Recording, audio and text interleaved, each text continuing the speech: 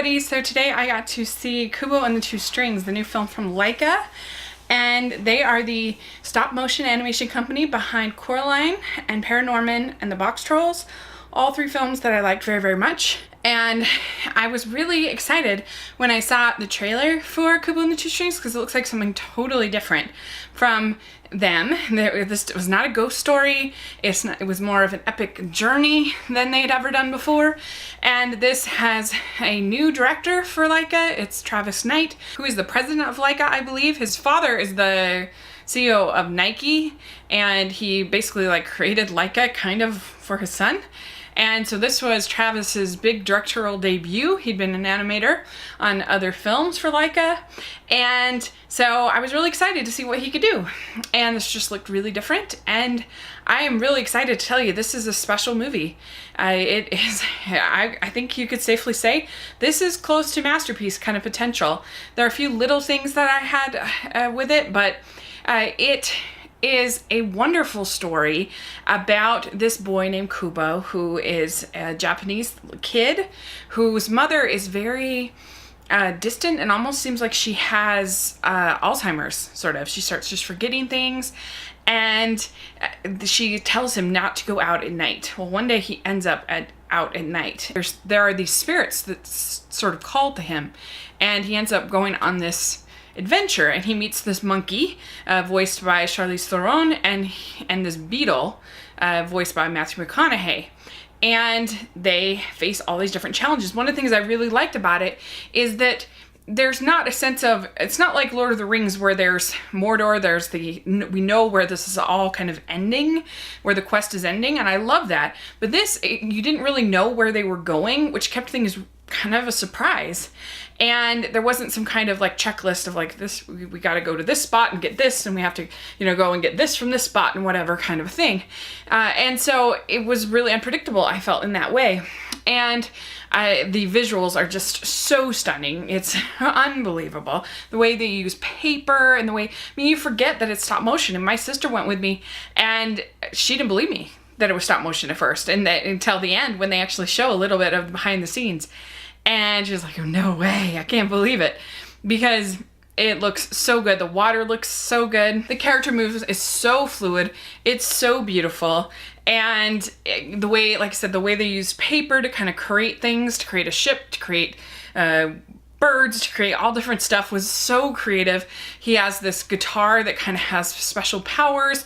He's going to find this armor that his father had, and it's just very, very different. Rooney Mara voices Kubo's aunt, and you'll see that she's a very surprising character and super, super good.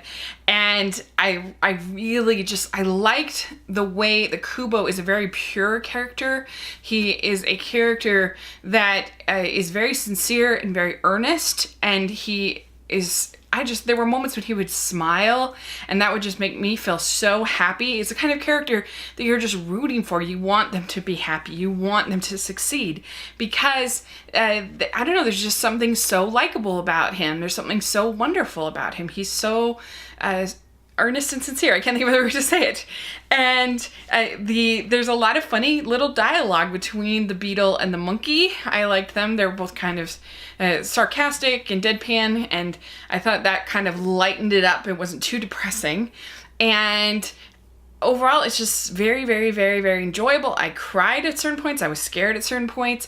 I smiled. I laughed. It's just got a little bit of everything. I think, unfortunately, it's going to be a little bit of a hard sell because it is so different visually and story-wise. It doesn't have anything that's hip or cool or, something like A Secret Life of Pets or Finding Dory that is very, very marketable. I think this is going to be tough, and that's a shame because it's really special. It reminded me quite a bit of Spirited Away, of a Miyazaki type story. The way that it used spirits and the way you used legends and the way that the character kind of comes to know themselves. It felt very Miyazakian to me. And so I really, really enjoyed it. I have one little flaw with it overall. I thought it was great. I do think that it just, if it had ended 2 minutes sooner, I would have liked it a lot better. But they add this kind of I guess, coda, this sort of happy ending that I didn't think was needed. I thought it ended at this brave moment for Kubo where he had to face some pretty brave stuff. And I think it would have been better if they'd ended it there instead of kind of making things happy for him. But overall, it's a very, very, very good film. I'm still kind of deciding whether I like it better than Zootopia or not. They're very close. They're very different. But they both have lead characters that I really, really liked. And they're both very visually inventive and creative. So I'll just have to give it some more thought and maybe see it a couple more times like I did Zootopia. So if you see Kubo and the Two Strings, put in the comment section, let me know what you thought.